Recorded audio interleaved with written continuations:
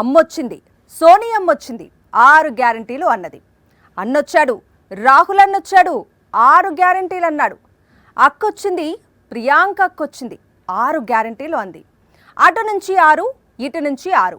తెలంగాణ ఎన్నికల సమరంలో 6తో హోరెత్తించింది కాంగ్రెస్. జనం నమ్మారు.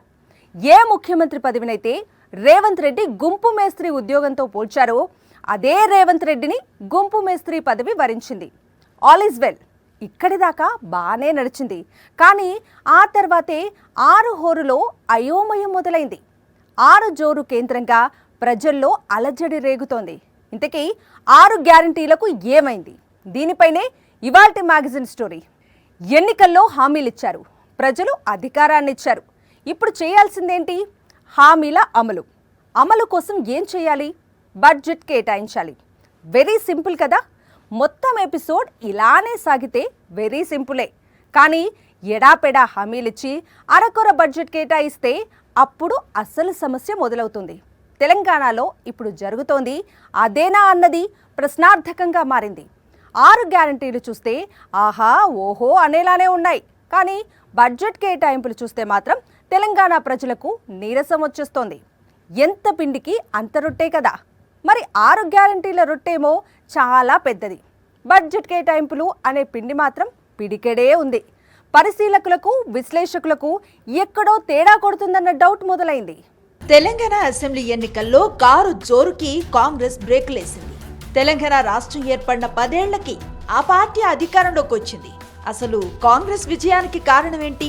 తెలంగాణలో పార్టీని సింగిల్ హ్యాండ్తో నడిపిన నాయకుడెవరైనా ఉన్నారా? లేరు కదా. తెలంగాణ మొత్తం కాంగ్రెస్ మానియాతో ఊగిపోయేలా చేసే చరిష్మా ఉన్న లీడర్ ఎవరైనా ఉన్నారా? లేరు కదా. ప్రపంచం లాంటి రాజకీయ వాతావరణం ఏమైనా ఏర్పడిందా? అది జరగలేదు. మరి కాంగ్రెస్ విజయానికి కారణమేంటి? 6 గ్యారంటీలే. తెలంగాణ ప్రజానికం కాంగ్రెస్ వైపుకు చూసేలా చేసింది 6 గ్యారంటీలే.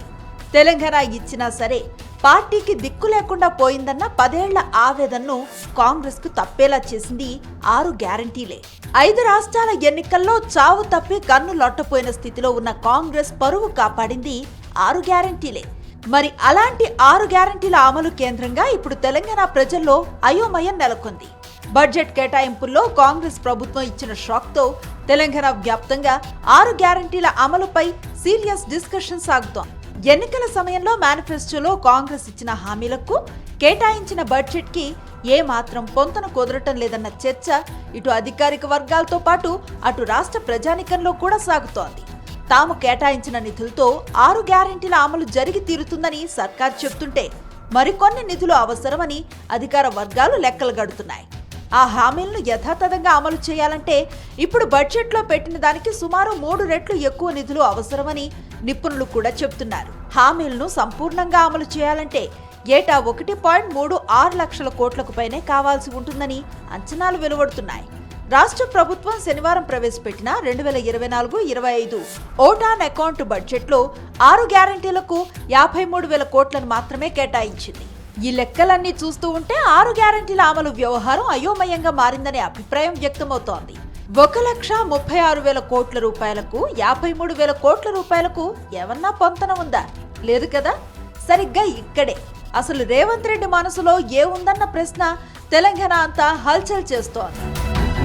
మొత్తం అందరినీ ఎలిజిబిలిటీ ఉన్నటువంటి పీపుల్ అందరినీ లెక్కలోకి తీసుకుంటే 1,26,000 మరి ఆయన ఏ లెక్కన 1,26,000 అన్నారో కానీ నా అంచనా ప్రకారం 1,50,000 కోట్లు దాదాపుగా కావాల్సి వస్తుంది. అందరికీ ఈ స్కీమ్స్ అందించాలంటే 1,50,000 కోట్ల రూపాయలు సంవత్సరానికి చొప్పున 5 సంవత్సరాలకి 7.5 లక్షల కోట్ల రూపాయలు అవసరం పడతాయి. మరి అంత డబ్బు తెలంగాణ రాష్ట్ర ప్రభుత్వం సర్దగలుగుతుందా అనేది ఒక ప్రధానమైన ప్రశ్న. బట్ ఇప్పుడు మాత్రం 53,196 కోట్లు శాంక్షన్ చేశారు ప్రస్తుతానికి. అంటే నా లెక్క ప్రకారం 1/3 ball park figure of 1.26 lakh crores అనుకుంటే సుమారుగా 40% ఆఫ్ పీపుల్కి ఈ స్కీమ్స్ అందుతాయన్నమాట. ప్రజాపాలనలో రేషన్ కార్డుకి లింక్ పెట్టి, ఆధార్ కార్డుకి లింక్ పెట్టి, ఇన్కమ్ లిమిట్స్కి లింక్ పెట్టి మాత్రమే దీన్ని ఇంప్లిమెంట్ చేస్తామనే విషయం ముందు చెప్పలేదు. 6 గ్యారంటీలో ఇప్పుడు అమలవుతున్నవి కేవలం 2 మాత్రమే. ఒకటి ఆర్టీసీలో మహిళలకు ఉచిత ప్రయాణం, పెరిగిన మహిళా ప్రయాణికుల సంఖ్యకి తగిన విధంగా బస్సులను పెంచకపోవటం లాంటి విమర్శలను పక్కన పెడితే ఆ గ్యారంటీ అమలవుతోంది. రెండవ గ్యారంటీ ఆరోగ్యశ్రీ. ఇవి రెండు తప్ప మిగిలిన 4 గ్యారంటీల విషయంలో మాత్రం సస్పెన్స్ ఎపిసోడ్ రన్ అవుతూనే ఉంది. 6 గ్యారంటీల్లో మొత్తం 13 పథకాలున్నాయి. మహాలక్ష్మి, ఇందిరమ్మ ఇళ్లు, గృహజ్యోతి, రైతు భరోసా, చేయూత, యువ వికాసాలు ఉన్నాయి. ఈ 6 గ్యారంటీల పరిధిలో మొత్తం 13 పథకాలను అమలు చేయాల్సి ఉంది. వీటిని పూర్తి స్థాయిలో అమలు చేసేందుకు భారీ స్థాయిలో నిధులు అవసరం కానున్నాయి. కానీ అరకొర బడ్జెట్ కేటాయింపులు మాత్రం ప్రభుత్వ ఉద్దేశం ఏమై ఉంటుందన్న చర్చకు తెరతీస్తున్నాయి. గత సర్కార్ రాష్ట్రంలో దాదాపు 1.52 కోట్ల ఎకరాలకు సంబంధించి సుమారు 69 లక్షల మంది రైతులకు ఏటా ఎకరానికి 10,000 రూపాయల చొప్పున చెల్లించింది. కాంగ్రెస్ తాము అధికారంలోకి వచ్చాక ఎకరాకు 15,000 రూపాయలు ఇస్తామని ప్రకటించింది. దీనికేటా సుమారు 22,800 కోట్లు అవసరం. రాష్ట్రంలో భూమి లేని కౌలు రైతులు 6.5 లక్షల మంది ఉన్నట్లుగా అంచనా. వారికేటా 15,000 రూపాయల చొప్పునిచ్చేందుకు 975 కోట్లు కావాలి. అసలు రైతు భరోసా రైతులకు పడలేదు. కేవలం 2 ఎకరాల లోపు ఉన్న రైతులకు మాత్రమే చెల్లించారు. దీంతో రైతుల్లో ఆందోళన పెరుగుతోంది. రైతు బంధు ఇవ్వమని చెప్పి ఎలక్షన్ కమిషన్ పర్మిషన్ ఇచ్చింది. ఇచ్చిన తర్వాత ఉత్తమ్ కుమార్ రెడ్డి గారు ఇది ఎలక్షన్ని ఇన్ఫ్లుయెన్స్ చేస్తుంది, అందుకని ఇది ఆపండి అని ఆయన ఎలక్షన్ కమిషన్కి ఫిర్యాదు చేస్తే వాళ్ళు దాన్ని ఆపేశారు. ఆపేసిన తర్వాత అంటే క్రాప్ సీజన్ అది కరెక్ట్గా సోయింగ్ సీజన్, ఆ టైంలో దాన్ని ఆపేసేయడంతో రైతులకు సహాయం అందలేదు. ఎలక్షన్ అయింది, తర్వాత కౌంటింగ్ అయింది. అయిన తర్వాత వీళ్ళు ప్రభుత్వంలోకి వచ్చారు. ప్రభుత్వంలోకి వచ్చిన తర్వాత వెంటనే రెండో రోజు నాడు ఇంప్లిమెంట్ చేయడం అంటే సాధ్యం కాదు. So they took their own cool time. దాంతో అది మొదలు పెట్టేటప్పటికి కొంచెం 1 ఎకరం ఉన్న వాళ్ళకి, ముందు 1/2 ఎకరం ఉన్న వాళ్ళకి, తర్వాత 1.5 ఎకరం ఉన్న వాళ్ళకి ఇలాగా రిలీజ్ చేస్తే ఇంకా అవ్వలేదు. అది ఆ స్కీమ్ మొత్తం ఇంప్లిమెంట్ అవ్వలేదు. ముఖ్యమంత్రి గారు ఈసారికి రైతు బంధు మాత్రమే ఇస్తాం, రైతు భరోసా కాదు అని చెప్పారు. ఈ రైతు బంధు ఎప్పుడు కంప్లీట్ అవుతుందో తెలియదు. ఆల్రెడీ సోయింగ్ సీజన్ అయిపోయింది. కాంగ్రెస్ కూలీలకు ఏటా 12,000 రూపాయలు ఇస్తామని మేనిఫెస్టోలో పేర్కొంది. రాష్ట్రంలో 52 లక్షలకు పైగా ఉపాధి హామీ జాబ్ కార్డులు ఉన్నా యాక్టివ్గా ఉన్న జాబ్ కార్డులు దాదాపు 32 లక్షల మేర ఉన్నాయి. జాబ్ కార్డులు ఉన్న అందరికీ పథకాన్ని వర్తింపచేస్తే ఏటా 6,240 కోట్లు కావాలి. వరి ధాన్యానికి క్వింటాల్కు 500 రూపాయల బోనస్ ఇస్తామని కాంగ్రెస్ పేర్కొంది. రాష్ట్రంలో కొనుగోలు చేస్తున్న 1,30,00,000 టన్నుల ధాన్యానికి బోనస్ ఇవ్వాలంటే 6,500 కోట్లు అవసరం. ఇలా మొత్తం 6 గ్యారంటీలను అమలు చేయడానికి 1,36,000 కోట్ల రూపాయలు అవసరమైతే బడ్జెట్లో కేటాయింపులు సగానికి కూడా లేవు. తెలంగాణ అసెంబ్లీ ఎన్నికలకు 2 నెలల ముందు కూడా కాంగ్రెస్ కేంద్రంగా ఎలాంటి పాజిటివ్ వైబ్రేషన్స్ లేవు. అలాంటిది ఒక్కసారిగా ఆ పార్టీ అధికారంలోకి రావటానికి కారణం 6 గ్యారంటీలే. ఇప్పుడు ఆ 6 గ్యారంటీల పైన అదే కాంగ్రెస్ ప్రభుత్వం ఇదే తెలంగాణ ప్రజల్లో అయోమయాన్ని, టెన్షన్ని బడ్జెట్ సాక్షిగా పెంచేస్తోంది. తమను గెలిపిస్తే ఏం చేస్తామో చెప్పేవి మాత్రమే హామీలుగా ఉండాలి, ఎన్నికల మేనిఫెస్టోగా ఉండాలి. అంతేకాని ప్రజలను మభ్యపెట్టడానికి, ఏమర్చడానికి, అధికారానికి అడ్డదారిని సెట్ చేసుకోవటానికి హామీలు ఒక సాధనంగా మారకూడదు. పక్కనే ఉన్న ఆంధ్రప్రదేశ్లో 99.50% హామీలను అమలు చేసి ఆ మాటకొస్తే ఎన్నికల వేళ చెప్పనివి కూడా చేసి చూపిస్తున్నారు వైఎస్ జగన్మోహన్ రెడ్డి. అదే ఆంధ్రప్రదేశ్లో 2014లో 650 హామీలిస్తూ గెలిచాక ప్రజలను నిర్మోహమాటంగా మోసం చేశారు చంద్రబాబు. చివరకు పార్టీ వెబ్సైట్ నుంచి కూడా ఆ హామీలను తొలగించారు. ఇవి 2 తాజా ఉదాహరణలే.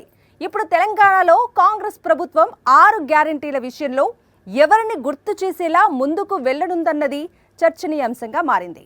పరిపాలనకు సంబంధించిన విజన్ ని తెలియచేసేది మేనిఫెస్టో. అధికారాన్నిస్తే ప్రజలకు ఏం చేస్తామో చిత్తశుద్ధితో చెప్పేది మేనిఫెస్టో. అందులో పేర్కొనే విషయాలు హామీలో, వరాలో కాదు. తమ పాలన ఎలా సాగబోతుందో, ప్రజా సంక్షేమం, అభివృద్ధిపై తమకున్న చిత్తశుద్ధి ఎంతటి ఉన్నతమైందో అన్న దానిపై ప్రజలకు ప్రదర్శించే నిజాయితీ అది. తెలంగాణ ఎన్నికల వేళ కాంగ్రెస్ కూడా ఇలానే ప్రజలకు భరోసా ఇచ్చింది.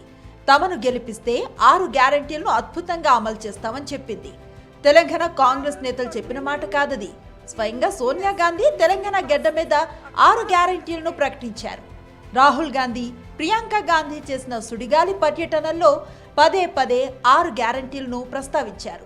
ఇక రేవంత్ రెడ్డి నుంచి ఎమ్మెల్యే అభ్యర్థుల దాకా అందరూ 6 గ్యారంటీల పేరుతో ప్రచార పర్వాన్ని హోరెత్తించారు. Mahalakshmi, which means rupees 2,500 month financial assistance to women. Gas cylinders at rupees 500. Free travel for women in TSRTC buses across the state to fulfill the aspirations of the people of Telangana, of my brothers and sisters of Telangana. We are announcing 6 guarantees, Mahalakshmi being the first one, and we are committed to fulfilling them, to fulfill each one of them.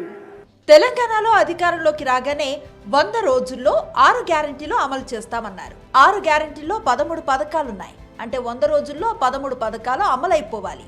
కానీ 2 గ్యారెంటీలు మాత్రం మొదట అమలు చేశారు. ఆ మాటకొస్తే 2 గ్యారెంటీలు అనటం కూడా సరికాదు. మహాలక్ష్మి గ్యారెంటీలో 3 పథకాలున్నాయి. అందులో కేవలం ఆర్టీసీలో మహిళలకు ఉచిత ప్రయాణం మాత్రమే అమలు చేశారు. ఆరోగ్యశ్రీ అమలవుతోంది. క్లుప్తంగా చెప్పాలంటే 6 గ్యారెంటీల్లో 13 పథకాల్లో 2 పథకాలు మాత్రమే అమల్లో ఉన్నాయి. మరి మిగిలిన 11 పథకాల సంగతి ఏంటి? నిపుణులేమో 6 గ్యారెంటీల అమలుకు 1,36,000 కోట్ల రూపాయల వరకు నిధులు కావాలంటున్నారు. బడ్జెట్లో కేటాయింపులు మాత్రం 53,000 కోట్ల రూపాయలే. పారాగ్రాఫ్ 5లో గవర్నర్ గారి ప్రసంగంలో 6 గ్యారెంటీల్లో 2 గ్యారెంటీలు ఇప్పటికే అమలు చేశామనే ఒక అర్ధ సత్యాన్ని చెప్పారు. 6 గ్యారెంటీల్లో ఉన్నాయి 13. అందులో ఏం చెప్పారు గవర్నర్ గారి చేత? 2 గ్యారెంటీలు అమలు చేశాము. ఒకటి మహిళలకు ఉచిత బస్సు ప్రయాణం అని చెప్పారు. ఇది మహాలక్ష్మి కింద 3 ఒకటి మాత్రమే మహిళలకు ఉచిత బస్సు ప్రయాణం. 6 గ్యారెంటీల్లో ఒకటి మహాలక్ష్మి. మహాలక్ష్మిలో ఏమున్నాయి? 500 రూపాయల గ్యాస్ సిలిండరు, మహిళలకు 2,500 రూపాయలు, మహిళలకు ఉచిత బస్సు. ఈ 3 అమలు చేస్తే ఒక గ్యారెంటీ అమలైనట్టు లెక్క. కానీ 3లో ఒకటి మాత్రమే చేసి ఒక గ్యారెంటీ అమలైందనేటువంటి ఒక అర్ధ సత్యాన్ని గవర్నర్ చేత పలికించడం ఇది చాలా దురదృష్టకరం. ఈ యొక్క శాసనసభ ప్రతిష్టను, గవర్నర్ గారి ప్రతిష్టను దిగజార్చే విధంగా ఈ ప్రసంగాన్ని తయారు చేశారు. సాధారణంగా ఇరుగు పొరుగు రాష్ట్రాల మధ్య పాలనకు సంబంధించి పోల్చడం సామాన్యులతో పాటు విశ్లేషకులకు కూడా అలవాటే. తెలంగాణ పొరుగు రాష్ట్రమైన ఆంధ్రప్రదేశ్లో వైఎస్ఆర్సీపీ అధికారంలో ఉంది. ఎన్నికల్లో ఇచ్చిన హామీలో 99.5% అమలు చేయటం మాత్రమే కాదు, ఎన్నికల వేళ చెప్పనివి కూడా ఎన్నో చేసి చూపిస్తున్నారు వైఎస్ జగన్మోహన్ రెడ్డి. అదే ఆంధ్రప్రదేశ్లో 2014 ఎన్నికల్లో 650 హామీలను గుప్పించారు చంద్రబాబు. గెలిచిన తర్వాత ఒక్క హామీని అమలు చేసిన పాపాన పోలేదు. స్కీములుగా స్కాములు చేస్తూ ఏపీ ప్రజలను ఘోరంగా మోసం చేశారు. తెలంగాణలో అధికారంలో ఉన్న కాంగ్రెస్ పార్టీ 6 గ్యారెంటీల విషయంలో ఏం చేయబోతుందన్న దానిపై ఇప్పుడే ఒక జడ్జిమెంట్కు రావటం సరికాదంటున్నారు పరిశీలకులు. అదే సమయంలో 6 గ్యారెంటీల అమలులో రేవంత్ రెడ్డి ప్రభుత్వ చిత్తశుద్ధిని బడ్జెట్ కేటాయింపులు బలపరిచాయి. కానీ అరకొర బడ్జెట్ కేటాయింపులే 6 గ్యారెంటీలపై ప్రజల్లో అయోమయాన్ని సృష్టిస్తున్నాయని రాజకీయ విశ్లేషకులు స్పష్టం చేస్తున్నారు. 6 గ్యారెంటీలు సాధ్యమేనా?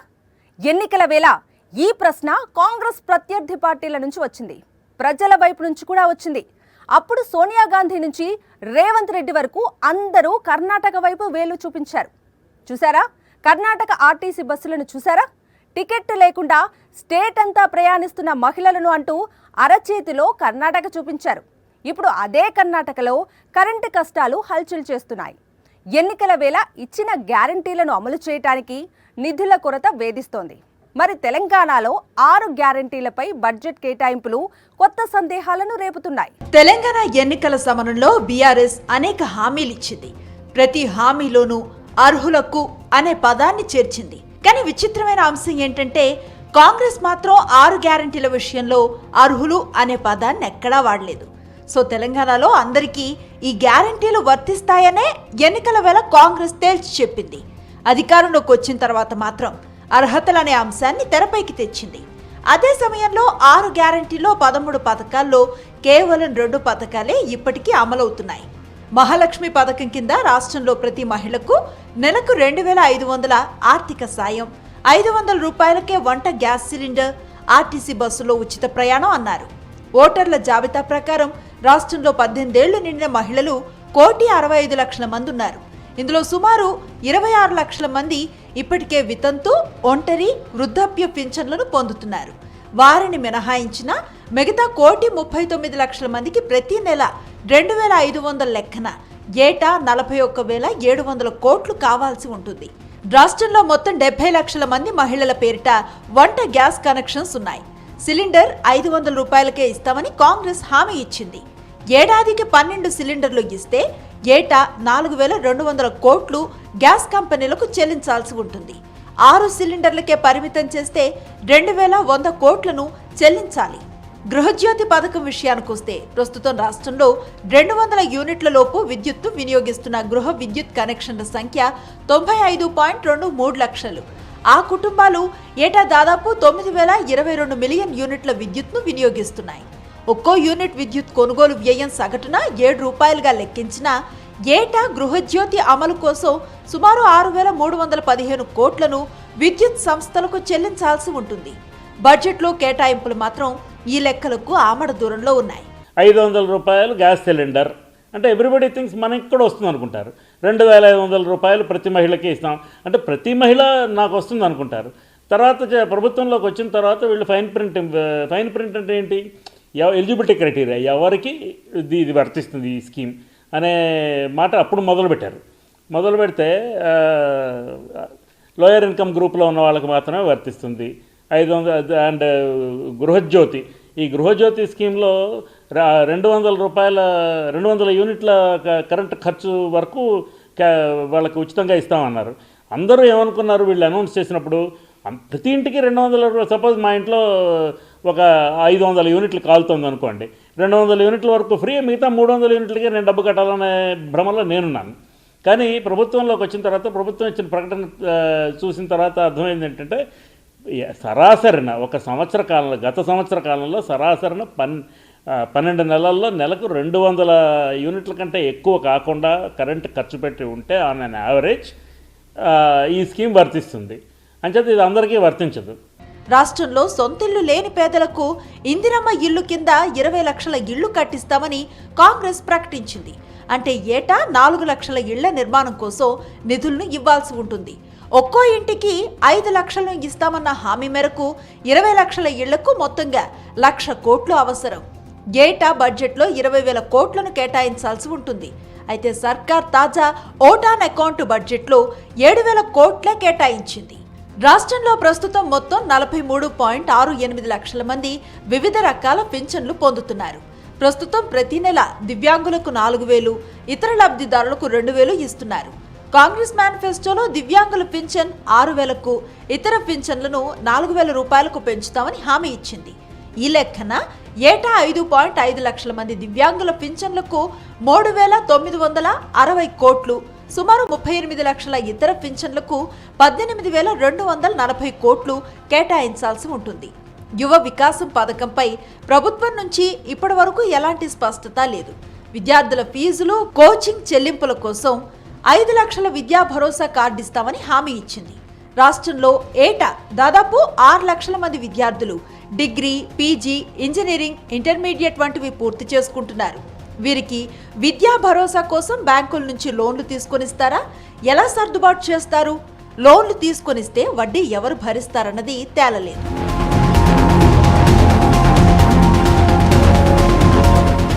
తెలంగాణలో 6 గ్యారంటీలకు ఓటర్లు అంతగా ఆకర్షితులవటానికి ఒక ప్రధాన కారణం కర్ణాటక. అక్కడ 5 గ్యారంటీలను ప్రకటించి అసెంబ్లీ ఎన్నికల్లో విజయాన్ని సాధించింది కాంగ్రెస్. ఆర్టీసీలో మహిళలకు ఉచిత ప్రయాణం అన్నది ఒక్కటే అందరికీ కనిపించే గ్యారంటీ. దాని కేంద్రంగా తెలంగాణలోనూ కాంగ్రెస్ 6 గ్యారంటీలకు ఒక పాజిటివ్ వైబ్రేషన్ మొదలైంది. కానీ కర్ణాటకలో ఆర్టీసీలో ఉచిత ప్రయాణమైన శక్తి అనే గ్యారంటీ మినహా మిగిలిన 4 గ్యారంటీలు గృహజ్యోతి, గృహలక్ష్మి, యువనిధి, అన్నభాగ్య అమలులో సిద్ధరామయ్య ప్రభుత్వం కింద మీద పడుతోంది. గ్యారంటీల అమలులో అనేక కొర్రీలు పెట్టింది. దీంతో కర్ణాటక వ్యాప్తంగా కాంగ్రెస్ ప్రభుత్వంపై వ్యతిరేకత పెరుగుతోంది. రాబోయే లోక్సభ ఎన్నికల్లో బీజేపీ ప్రభంజనం తప్పదని అనేక సర్వేలు చెబుతున్నాయి. హామీల విషయంలో చిత్తశుద్ధిని ప్రదర్శించకపోతే, హామీల అమలులో నిజాయితీని ప్రదర్శించకపోతే ప్రజల విశ్వసనీయతను కోల్పోక తప్పదని చెప్పటానికి అనేక ఉదాహరణలు దేశవ్యాప్తంగా ఉన్నాయి. బడ్జెట్ కేటాయింపుల కేంద్రంగా 6 గ్యారంటీలపై తెలంగాణ ప్రజల్లో నెలకొన్న అయోమయాన్ని వీలైనంత త్వరగా తొలగించడంపై రేవంత్ రెడ్డి ప్రభుత్వం దృష్టి పెడుతుందా అన్నది చర్చనీయాంశంగా మారింది. అందుకు అవసరమైన లక్షల కోట్ల రూపాయల నిధులను ఎలా సమీకరిస్తుందన్నది ఆసక్తికరంగా మారింది.